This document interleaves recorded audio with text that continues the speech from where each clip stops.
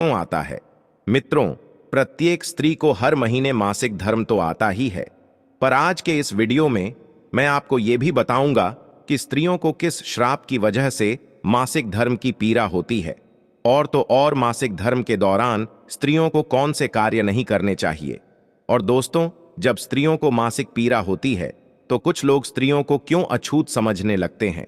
मित्रों, मैं आपको ये सब एक कथा के माध्यम से बताऊंगा कि आखिर स्त्रियों को मासिक पीड़ा क्यों होती है। तो मित्रों, चलिए जानते हैं आखिर किस श्राप के कारण स्त्रियों को मासिक धर्म आता है। नमस्कार दोस्तों, स्वागत है आप सभी का आपके अपने YouTube चैनल में।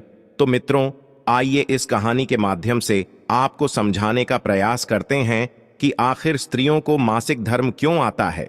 लेकिन उससे पहले, हे हरि विष्णु, जो भी दर्शक इस वीडियो को लाइक करे और चैनल को सब्सक्राइब करके कमेंट में जय माता लक्ष्मी नारायण लिखे, उन पर मां लक्ष्मी का आशीर्वाद हमेशा बना रहे, उनके घर में धन की कभी कोई कमी न रहे, उनका घर हमेशा खुशियों से भरा रहे।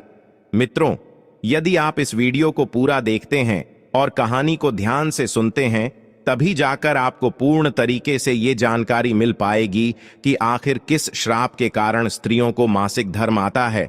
इसलिए मित्रों, कहानी को पूरा ही सुने, क्योंकि मित्रों ये कहानी आपको एक नई जानकारी और बहुत अच्छी सीख देकर जाएगी। दोस्तों, एक बार मां लक्ष्मी भगवान विष्णु से पूछती हैं, हे प्रभु, आज मेरे मन में एक प्रश्न को लेकर शंका उत्पन्न हो रही है। प्रभु, इस विश्व जगत में केवल आप ही मेरे मन में उठ रही मेरी इस शंका का समाधान कर सकते हैं। मां लक्ष्मी जी की बात सुनते ही भगवान विष्णु जी कहें, हे प्रिय, तुम्हारे मन में जो भी प्रश्न है, जिसकी वजह से तुम्हें शंका हो रही है, वह तुम निसंकोच होकर पूछो। मैं तुम्हारे मन में उठ रही सभी शंकाओं का समाधान अवश्य करूंगा। तब मां लक्ष्मी जी कहती हैं, हे नाथ, वह कौन सा श्राप है जिसके कारण स्त्रियों को मासिक धर्म की पीड़ा सहन करनी पड़ती है। माता लक्ष्मी ने अपना दूसरा प्रश्न पूछते हुए कहा, हे प्रभु, एक स्त्री को मासिक धर्म में वो कौन से कार्य नहीं करने चाहिए जिससे वो अपने ऊपर लगने वाले पाप से बच सके। तब भगवान विष्णु कहते हैं, हे लक्ष्मी, तुमने संपूर्ण मानव जाति के कल्याण हेतु अत्यंत उत्तम प्रश्न किया है। मैं तुम्हारे इन सभी प्रश्नों का उत्तर तुम्हें बलराम नामक एक पुरुष के जीवन में हुई घटनाओं के माध्यम से दूंगा, जिससे प्रिय तुम्हें तुम्हारे प्रश्नों का उत्तर इस कथा के माध्यम से प्राप्त हो जाएगा। यह कथा इतनी पावन है कि इस कथा के श्रवण करने मात्र से ही समस्त मनुष्यों के पापों का नाश हो जाता है।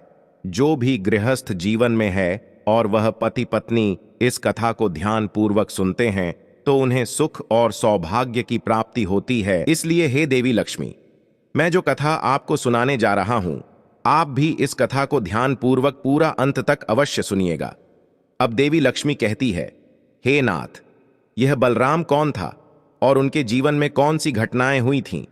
हे प्रभु, मैं इस कथा को सुनने के लिए उतावली हो रही हूं। कृपया आप इस कथा को मुझे सुनाइए। मैं इसे ध्यानपूर्वक पूरा अवश्य सुनूंगी और संपूर्ण विश्व जगत में विख्यात भी करूंगी। तब भगवान विष्णु कथा सुनाना आरंभ करते हैं और कहते हैं कि हे देवी लक्ष्मी, पूर्व काल की बात है। निर्मल देश में एक अत्यंत सुंदर नगरी थी। उस नगरी में बलराम नाम का एक ब्राह्मण रहा करता था। बलराम को समस्त वेदों और शास्त्रों का ज्ञान था। वह एक तेजवान और परम बुद्धिमान, गुणवान तथा धर्म के मार्ग में खुद की आहुति दे देने वाला एक ब्राह्मण था। सभी वर्णों के लोग बलराम को बड़ा सम्मान देते थे। बलराम प्रतिदिन यज्ञ करता था, दान धर्म के साथ संध्या उपासना भी किया करता था। बलराम पशुपुत्र, बंधु, बांधव तथा धन संपत्ति से संपन्न थे। बलराम की पत्नी का नाम गायत्री था। वह भी अत्यंत चरित्रवान, गुणवान तथा पतिव्रता धर्म का पालन करने वाली स्त्री थी। एक दिन बलराम और उसकी पत्नी गायत्री ने मिलकर अपने घर पर सत्यनारायण भगवान की पूजा रखी और सभी ब्राह्मणों को स्वयं जाकर निमंत्रण दिया। साथ ही नगर में निवास करने वाले समस्त मनुष्यों को उसने पूजा के लिए बुलाया। बलराम की पत्नी गायत्री ने अपने घर पर अनेक प्रकार का भोजन भी बनाया था और सभी को भोजन के लिए बुलाया। उसके बाद पूजा के दिन समस्त ब्राह्मण उसके घर पर पधारे। फिर बलराम ने सभी ब्राह्मणों को घर के अंदर बुलाया और उन्हें आसन देकर प्रेम के साथ बैठाकर भोजन कराया। ब्राह्मणों को भोजन करा के उनकी भूख की तृप्ति समाप्त करने के बाद बलराम ने भगवान का स्मरण करते हुए जिन जिन को बलराम ने बुलाया था उन सभी को वस्त्र आदि का दान करके विदा किया। वे सभी ब्राह्मण बलराम को आशीर्वाद देकर वहां से प्रस्थान कर गए। उसके बाद बलराम ने अपने परिवार के सभी मित्र, भाई बंधु तथा अनेक भूखे लोगों को भोजन करवाया। इस प्रकार से बलराम ने सभी को भोजन कराकर और पूजा संपन्न करके सभी को विदा करके जब बलराम अपने घर के द्वार के सामने गया तो उसने देखा कि उसके घर के सामने एक कुत्ता और सुअरनी आपस में कुछ बात कर रहे थे। जब ब्राह्मण बलराम ने उस कुत्ता और सुअरनी की पूरी बात सुनी तो बलराम को बड़ा आश्चर्य हुआ। वह कुत्ता और सुअरनी उसके माता पिता ही थे जो पिछले जन्म के पाप कर्मों के कारण इस जन्म में कुत्ता और सुअरनी बन गए हैं। तब वह ब्राह्मण बलराम मन ही मन सोचने लगा, ये दोनों तो साक्षात मेरे माता पिता हैं जो मेरे घर पर पशु बनकर आए हैं। भगवान ने किस कारण से इन दोनों को पशु बना दिया है? किस पाप के कारण मेरे माता पिता को ये पशु का शरीर प्राप्त हुआ है? बलराम ने सोचा कि अब मैं इनके उद्धार के लिए क्या करूं। इस प्रकार विचार करते हुए बलराम को रात भर नींद नहीं आई और वह रात भर भगवान का स्मरण करते हुए वो सोच विचार करने लगा। उसने सोचा कि मैं अपने माता पिता की मुक्ति के लिए क्या करूं। तब उसे याद आया कि मेरे माता पिता की आत्मा की मुक्ति का उपाय केवल मुनि वशिष्ठ जी ही बता सकते हैं। सुबह होते ही बलराम ने स्नान आदि कार्य संपन्न करके मुनि वशिष्ठ जी से मिलने के लिए उनके आश्रम पर जा पहुंचा। आश्रम के अंदर प्रवेश करते ही मुनि वशिष्ठ जी ने बलराम का स्वागत किया और वशिष्ठ जी बलराम से कहने लगे, हे ब्राह्मण श्रेष्ठ, आप आज किस कारण से हमारे आश्रम में पधारे हैं? आप बड़े ही दुखी दिख रहे हैं। आपके दुख का कारण क्या है? बलराम कहता है, हे मुनिवर, आपको मेरा प्रेम भरा प्रणाम। हे मुनिवर, आज आपके दर्शन मात्र से मेरा जन्म सफल हो गया। परंतु हे मुनिवर, यहां आज मैं आपके पास अपनी एक शंका को लेकर आया हूं। कृपया आप ही अब मुझे इस दुख से बाहर निकाले। हे प्रभु, मुझे इस शंका से आजाद कीजिए। मैं अत्यंत दुखी और दुर्बल हो गया हूं। वशिष्ठ जी ने आगे कहा कि हे ब्राह्मण देव, आप दुखी मत होइए। आपकी जो भी शंका है वह निसंकोच होकर मुझसे पूछो। मैं अवश्य तुम्हारी शंका का समाधान करूंगा। फिर बलराम कहता है, हे मुनिवर, कल मैंने अपने घर पर भगवान सत्यनारायण का पूजन करवाया था तथा अनेक ब्राह्मणों को और भूखे लोगों को भोजन कराया। मैंने सब कुछ विधि पूर्वक पूजन किया। फिर जब मैं अपने घर के बाहर अपने मेहमानों को अपने द्वार तक छोड़ने आया तो मैंने देखा कि मेरे द्वार पर एक कुत्ता और एक सुअरनी दोनों मेरे घर के सामने खड़े होकर बात कर रहे थे। सबसे पहले तो वो कुत्ता उस सुअरनी से इस प्रकार से कहने लगा कि देखो, आज कैसी घटना घटी। हमारे पुत्र के घर में ब्राह्मणों के भोजन के लिए जो दूध रखा था, एक सांप ने उस दूध के बर्तन में अपना विश्व उगल दिया था, जिसे देखकर मुझे बड़ी चिंता होने लगी, क्योंकि उसी दूध से भोजन बनने वाला था। अगर मेरे पुत्र के घर पर उस विषैले दूध से कुछ बनाया जाता और सभी लोग उस दूध को खा लेते तो उन सब की मृत्यु हो जाती। इसीलिए मैंने उस बर्तन में से सारा दूध पी लिया। लेकिन जब मेरी बहू की दृष्टि मुझ पर पड़ी तब उसने मुझे डंडों से खूब पीटा, जिससे मेरे शरीर का अंग भंग हो गया। अब मुझे बहुत पीड़ा हो रही है और इसी वजह से मैं लड़खड़ाते हुए चल रहा हूं। मुझसे यह पीड़ा सहन नहीं हो रही है। कुत्ते की बात को सुनकर वह सुअरनी बहुत दुखी हो गई और वह अपना वृतांत सुनाने लगी और बोली कि हे प्रीतम, अब मैं तुम्हें मेरे दुख का कारण सुनाती हूं।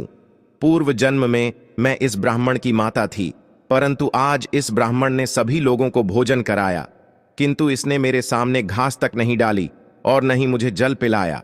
बलराम बोला कि हे मुनिवर, इसी कारण से मैं बहुत दुखी हूं। फिर बलराम कहने लगा, इस प्रकार से अपने माता पिता को एक कुत्ता और सुअरनी के रूप में ऐसा बोलते हुए देखकर मुझे बड़ा दुख हो रहा है। हे मुनिवर, मुझे रात भर नींद नहीं आई ये हैं, परंतु फिर भी मेरे माता पिता को ऐसे कष्ट झेलने पड़ रहे हैं। हे मुनिवर, यही मेरी शंका है। इसी कारण आज मैं आपके पास आया हूं। कृपया आप अपनी दिव्य शक्ति से पता करके मुझे बताइए कि किस कारण से मेरे माता पिता की ऐसी दुर्दशा हुई है और उनकी मुक्ति के लिए मुझे कौन सा कर्म करना होगा। तब मुनि वशिष्ठ जी ने ध्यान लगाते हुए वह सब कुछ देख लिया और उस ब्राह्मण के माता पिता के पूर्व जन्म के कर्मों के बारे में बलराम से कहने लगते हैं, हे ब्राह्मण, तुम्हारे माता पिता ने पिछले जन्म में घोर पाप किया है। उसी पाप कर्मों के कारण आज उनकी ऐसी दुर्दशा हुई है। बलराम कहने लगता है कि हे गुरुदेव, कौन से पाप के कारण मेरे माता पिता की ऐसी दुर्दशा हुई है? कृपया मुझे उसके बारे में विस्तार से बताने की कृपा करें, मैं जानना चाहता हूं। फिर मुनि वशिष्ठ जी कहते हैं कि हे ब्राह्मण, तुम ध्यान से सुनो।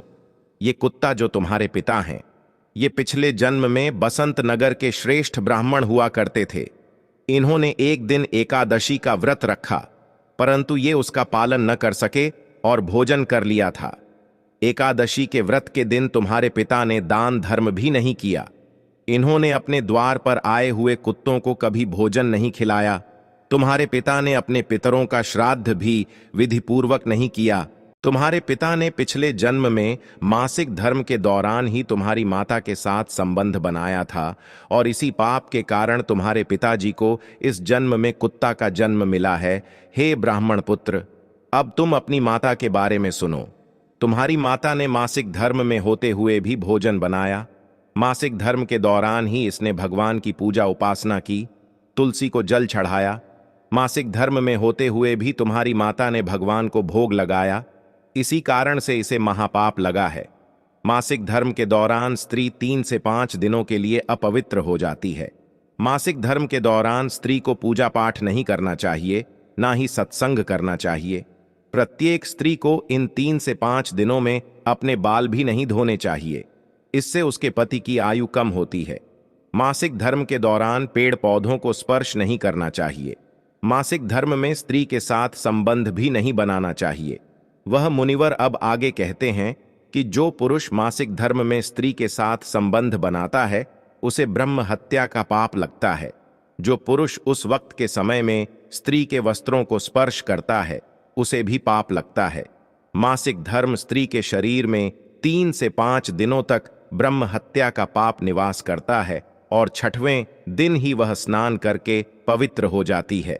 6वें दिन स्नान करने के पश्चात स्त्री को अपने पति का मुख देखना चाहिए, अन्य किसी पुरुष का मुख नहीं देखना चाहिए।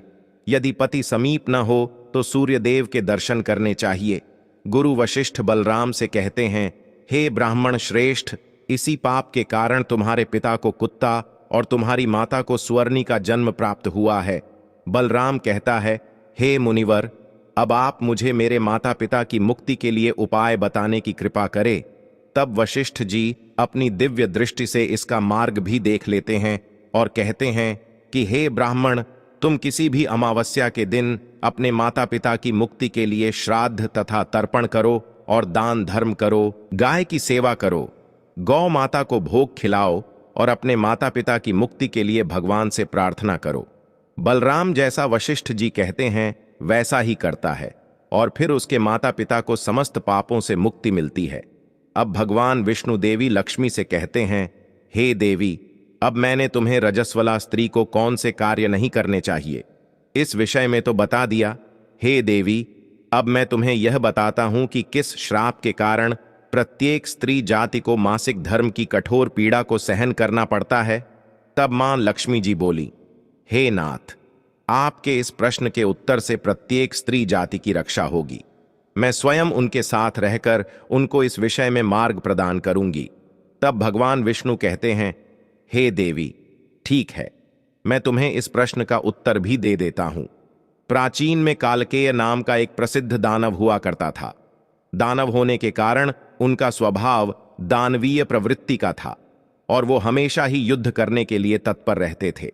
फिर अचानक से एक दिन सभी दानव वृत्रासुर दानव के साथ मिलकर स्वर्गलोक पर आक्रमण करने लगते हैं। उन असुरों के पास भयंकर शक्तिशाली अस्त्र खंजर थे, जिसका सभी देवता सामना नहीं कर सके और स्वर्गलोक से भागकर ब्रह्मदेव के पास आ गए और फिर उन्होंने ब्रह्मा जी को सब कुछ कह सुनाया। तब ब्रह्मदेव ने उन्हें असुरों को परास्त करने का उपाय बताते हुए कहा, हे इंद्र, तुम इसी क्षण महर्षि दधीचि के पास चले जाओ। वे तुम्हें अपनी शरीर की हड्डियों से तुम्हें अस्त्र शस्त्र प्रदान करेंगे और तुम उन्हीं अस्त्रों का प्रयोग करके वृत्रासुर का वध कर सकोगे। फिर सभी देवता महर्षि दधीचि के आश्रम पर जाते हैं और वे सभी उनसे प्रार्थना करते हैं और महर्षि दधीचि से अस्त्र प्रदान करने की विनती करते हैं। फिर संसार के कल्याण के लिए महर्षि दधीचि अपने ही शरीर की हड्डियों से अस्त्र का निर्माण करते हैं। उन्हीं अस्त्रों में से एक वज्र नाम का अस्त्र होता है, जिस अस्त्र को देवराज इंद्र धारण कर लेते हैं और फिर से सभी देवतागण वृत्रासुर के साथ युद्ध करने के लिए निकल जाते हैं। उसके उपरांत देवताओं और दानवों के बीच भीषण युद्ध होता है। सभी देवता आकाश में दानवों से युद्ध करने के लिए एकत्रित हो जाते हैं, उन सभी पर प्रहार करने लगते हैं। कई दिनों तक इस प्रकार से दैत्यों और देवताओं के बीच में भीषण युद्ध चलता है। फिर देवराज इंद्र और वृत्रासुर आमने सामने आ जाते हैं। दोनों के बीच युद्ध होता है और देवराज